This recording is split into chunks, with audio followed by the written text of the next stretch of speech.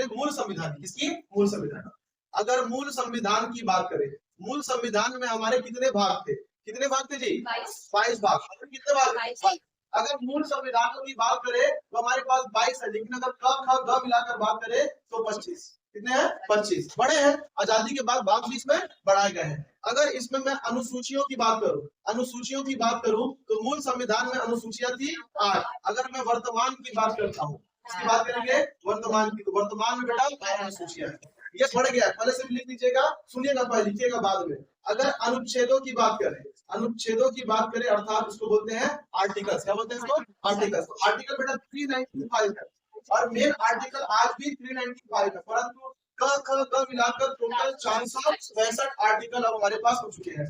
भाग को बोला जाता है पार्ट, अनुसूची को बोलते हैं शेड्यूल और अनुच्छेद को बोलते हैं आर्टिकल। क्या बोला जाता है इसको? आर्टिकल के नाम से जाना जाता है। मूल संविधान और वर्तमान संविधान की अगर बात करेगा तो इसको थोड़ा सा आपको देखना है। मूल संविधान की बात करेगा तो भाग 22 थे, अनुसूचियां थी 8 और अनुच्छेद थे हमारे पास 395। अगर वर्तमान संविधान की बात करता है तो मूल संभाग हमारे पास 22 है, परंतु क ख ग करके जो जोड़े गए हैं वो हो गए 25। अनुसूचियां 8 से बढ़कर हो गई है 12 और मूल अनुच्छेदों की बात करें तो 395 है और अनुच्छेदों में जो क ख ग करके जो एलिमेंट जोड़े गए हैं वो हो गए हैं 465। अगर बात करता है भारत के संविधान में आज भी सबसे ज्यादा किसका प्रभाव है, तो भारत में आज भी सर्वाधिक जो हमारे पास प्रभाव है वो अंग्रेजों के द्वारा दिया गया संविधान अर्थात भारत शासन अधिनियम 1935। आज भी हमारे संविधान का लगभग मोर देन 80% हिस्सा अंग्रेजों के बनाए गए संविधान भारत शासन अधिनियम 1935 के अंतर्गत ही आता है।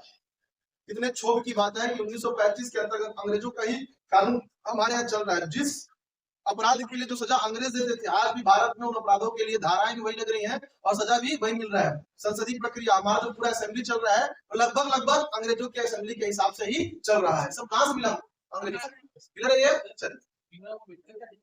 भीमराव अम्बेडकर लिखे नहीं थे, जो हमारी प्रारूप समिति गठन किया गया था तो प्रारूप समिति के क्या थे वो अध्यक्ष कौन? भीमराव अम्बेडकर। ठीक, चलिए प्रारूप के बारे में बताऊंगा। ठीक है, ये हमारे पास हुआ। अभी संविधान में काम करते हैं, बात कर लेते हैं भाग की, अनुसूची के फिर अनुच्छेद। अनुच्छेद तो लंबा चलेगा, भाग भी लंबा चलेगा। पहले बात करते हैं किसकी? अनुसूचियों के बारे में। अनुसूची 12 है, आज उसको याद कराता हूं क्योंकि मेरा काम है रट लिखाना नहीं है, उसको याद कराना। हम देखेंगे चलिए। तो सबसे पहले भी अपन अनुसूचियों के बारे में देख लेते हैं। प्रारूप समितियों के बारे में बता दूंगा, पूरा पार्ट है उसका, इसको बीच में ऐड करते हैं। चलिए संविधान के अगर बारे में बात करें तो अभी हम लोग देखेंगे अनुसूचियां। तो सबसे पहली जो अनुसूची है, मेरी बात ध्यान सुनिएगा, सबसे पहली जो अनुसूची है वो बताता है भारत और भारत संघ और उसके राज्य क्षेत्र। ये दिखाता है हमारे पास अनुसूची नंबर दिखाता है भारत राज्यों का संघ और उसके राज्य के क्षेत्र के बारे में बताता है कौन? अनुसूची नंबर 1। अब बात करते हैं अनुसूची 2 और 3 को, दोनों को मिलाकर। तो बेटा अनुसूची 2 और 3 दिखाता है नेताओं के बारे में। इसके बारे में नेताओं, एक शपथ है और एक वेतन है। तो हमारे देश के नेताओं को हम जानते हो, वेतन के बारे में वो पहले पूछे उसके बाद क्या लेंगे। शपथ याद रखने का तरीका है कि नेताजी पहले पूछे कि वेतन कितना मिलेगा तभी शपथ लेंगे, वरना नहीं लेंगे। तो यहाँ हमारे पास जो दूसरी अनुसूची दी गई है, दूसरी अनुसूची, वो हमारे पास सरकारी जितने भी हमारे पास सर्वोच्च न्यायालय के मुख्य न्यायाधीश, उप न्यायाधीश, जितने हमारे पास महान्यायवादी, एडवोकेट जनरल, हमारे सुप्रीम कोर्ट, हाई कोर्ट के जजेस, जितने भी हमारे राज्य की प्रशासनिक अधिकारी है, उनके वेतन का वर्णन किसमें किया गया है? अनुसूची 2 में। आपको बस इतना याद रखना है कि पहले भारत बनेगा, भारत राज्य संघ, अनुसूची 2 में वेतन और अनुसूची 3 में शपथ। अब तीसरे में उनको मिल चुकी है, वेतन मिल चुका है, तो अब अनुसूची 3 में क्या लेंगे बेटा? वो शपथ। तो जितने भी अधिकारियों के वेतन के बारे में वर्णन किया गया है उन सभी अधिकारियों के शपथ प्रज्ञान के बारे में बताया गया है। भारत में अलग अलग अधिकारी अलग अलग प्रकार का शपथ लेता है। कोई अपने पद की शपथ लेता है तो कोई पद और गोपनीयता दोनों की शपथ लेता है। समझदारी बात से प्रधानमंत्री लेते हैं हम तो पद की और गोपनीयता की शपथ लेते हैं। क्यों? क्योंकि भाई उनके अंडर में कई ऐसे इंफॉर्मेशन है जो कि दूसरे देशों के पास नहीं जाना चाहिए। अब कल को चुनाव हार जाएंगे, कर सकते हैं ना ऐसा कि ठीक है तुम चुनाव हरा दियो, पाकिस्तान को जाके मैं सारा अपना इंफॉर्मेशन दे दूंगा। इसीलिए उनको शपथ दिलाया जाता है कि आजीवन वो भारत की प्रतिज्ञा रहेंगे, उत्तरदायी रहेंगे। भाई जानकारी तो उनको हो गई है। अब ऐसी कोई मशीन तो नहीं है कि प्रधानमंत्री के पद से हटे तो दिमाग को डिलीट कर दिया उनके पास है इंफॉर्मेशन, है ना। इसलिए उनको पद और गोपनीयता दोनों की शपथ दिलाई जाती है। अब जैसे हमारा न्यायाधीश है तो न्यायाधीश के पास कोई ऐसा इंफॉर्मेशन होता ही नहीं है, वो संविधान की सुरक्षा उसको पालन करवाने क्या लेते हैं, तो शपथ ले लेते हैं। उनको गोपनीयता की शपथ लेने की आवश्यकता नहीं है। भारत संविधान को बाहर से जान जाएगा तो कहीं भी कोई कंफ्लिक्ट पड़ सकता है, तो उनको गोपनीयता की शपथ लेने की आवश्यकता नहीं होती। तो पहला हमारे पास हो गया भारत राज्यों का संघ, दूसरा वेतन, तीसरा शपथ। चौथी अनुसूची के बारे में बात करें, चौथी अनुसूची, तो चौथी अनुसूची इस प्रकार है कि भारत में राज्यसभा के सीटों का आवंटन या फिर बंटवारा। भारत में ये हो जाएगा, भारत में राज्यसभा के सीटों का आवंटन। बेटा आप लोगों को पता होगा कि भारत में सर लोकसभा की सीटें पहले शुरू में हर 10 लाख आदमी पे एक आदमी बनाया गया, फिर विधानसभा की सीटें दी गई, तो राज्यसभा की सीटों का बंटवारा कैसे हुआ। हमारे छत्तीसगढ़ की अगर बात कर लें तो विधानसभा में 90 एक मनोनीत होता था, लोकसभा में 11 और राज्यसभा में 5। जो राज्यसभा की सीटों का आवंटन का वर्णन किया गया अनुसूची 4। अनुसूची 5 की बात करें, अनुसूची 5 की बात करें तो अनुसूचित जनजाति, अनुसूचित जनजाति और जाति क्षेत्रों के प्रशासन का प्रावधान किया गया है। क्या किया गया है, अनुसूचित जाति एवं जनजाति क्षेत्रों के शासन प्रधान 4 राज्यों को छोड़कर असम, मेघालय, त्रिपुरा और मिजोरम। असम, मेघालय, त्रिपुरा और मिजोरम, ये हो जाएगा हमारे पास असम, मेघालय, त्रिपुरा और मिजोरम।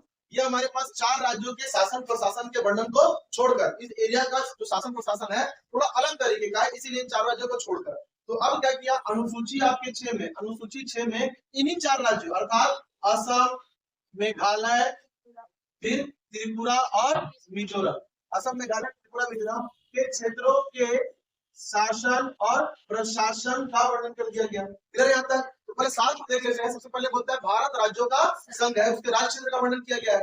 दूसरा में मंत्री नेताजी वेतन, तीसरे में लेंगे शपथ, चौथे में राज्यसभा के सीटों का आवंटन, 5वें में अनुसूचित जाति एवं जनजाति क्षेत्रों के शासन प्रशासन का वर्णन किया गया है। परंतु असम, मेघालय, त्रिपुरा और मिजोरम 4 उत्तर पूर्वी राज्यों को छोड़कर 6 में क्या किया गया, उन्हीं राज्यों को असम, मेघालय, त्रिपुरा और मिजोरम के शासन प्रशासन का वर्णन कर दिया गया। 7, अगर अपन 7 की बात कर ले, 7 होती है शक्ति। क्या होती है जी, अर्थात शक्तियों का बंटवारा। केंद्र और राज्य के मध्य शक्तियों का बंटवारा किया गया है। शक्तियों का बंटवारा क्या होता है, तो भाई कोई कौन सा काम सेंट्रल गवर्नमेंट करेगी, कौन सा काम स्टेट गवर्नमेंट करेगी, ये डिसाइड होना चाहिए। नेशनल हाईवे सेंट्रल गवर्नमेंट बनाती है, स्टेट हाईवे स्टेट गवर्नमेंट बनाती है, समझा रही बात। तो कल को अगर मान लो कि नेशनल हाईवे टूट जाता है, हम मुख्यमंत्री के पास जाएंगे, मुख्यमंत्री क्या बोलेंगे, मेरा काम नहीं है। फिर केंद्र मंत्री के पास जाएंगे, केंद्र मंत्री बोलेगा मेरा काम नहीं, जनता जान जाएगा। फिक्स है कि नेशनल हाईवे सेंट्रल गवर्नमेंट का, स्टेट हाईवे स्टेट गवर्नमेंट का, तो अपने काम से हम लोग भाग नहीं सकते हैं। इस प्रकार शक्तियों को बेटा 3 पार्ट में बांटा गया। एक है आपका संघ सूची, एक है आपका राज्य सूची, और एक है आपका समवर्ती सूची। संघ सूची में पहले 100 विषय, कितने विषय थे, 100। अब उसको घटाकर कर दिया गया है 97 विषय, घटाकर कर दिया गया है 97। कुछ विषय उनके हाथों से ले लिए गए हैं। राज्य सूची की बात करें तो राज्य सूची के पास विषय थे 61, इसके विषय बढ़ाकर कर दिए गए हैं 67। कितने कर दिए गए हैं, 67। और अगर समवर्ती सूची की बात करें तो इसके पास विषय थे कुल 47, बढ़ाकर कर दिए गए हैं 51। कितने कर दिए, बढ़ाकर 51 कर दिए गए। तो ये अब इनके पास सूची है। संघ सूची जो सेंट्रल गवर्नमेंट जिस काम को करती है, जैसे आपका रेलवे हो गया, आर्मी हो गई, नेशनल हाईवेज हो गया, ये सब संघ सूची में आएगा। राज्य सूची जैसे पुलिस हो गई, राज्य सूची का विषय है। स्टेट हाईवे राज्य सूची का विषय है। खेतों से लिया जाने वाला कर राज्य सूची का विषय है। स्टैम्प पेपर राज्य सूची का विषय है। समवर्ती सूची शिक्षा, आपका सरकारी स्कूल में सेंट्रल गवर्नमेंट भी अपनी योजना ला सकता है और स्टेट गवर्नमेंट भी अपनी योजना ला सकता है। ये सब किसमें आते हैं, तो किसमें आते हैं, समवर्ती सूची। सेंट्रल गवर्नमेंट करेगा सारे विषय संघ सूची में, राज्य और राज्य सूची में, और जहां दोनों काम करते हैं किसमें आते हैं, इसमें समवर्ती। 8वीं अनुसूची, 8वीं अनुसूची, इन अनुसूचियों को भी डिटेल से ही पढ़ना है, सिर्फ ओवरव्यू दे रहा हूँ ये कि कब भाषाएं जुड़ी, कितनी जुड़ी, किस किस सन में आती है, सब देखना है। 8वीं अनुसूची संबंधित है भाषा। किससे बेटा, भाषा। जब मूल संविधान बना था तो मूल संविधान में इसमें भाषाएं थी 14, और अगर वर्तमान की बात करता है तो वर्तमान में जो भाषाएं हैं, कितनी भाषाएं हैं इसमें, 22 भाषाएं। चलिए, ये तो हमारा था मूल संविधान, ये था हमारा मूल संविधान। हमारे मूल संविधान में इतना प्रावधान किया जा चुका है। अब आजादी के बाद संविधान में कौन कौन सी अनुसूची जोड़ी गई उसको लिखाऊंगा परिस्थिति।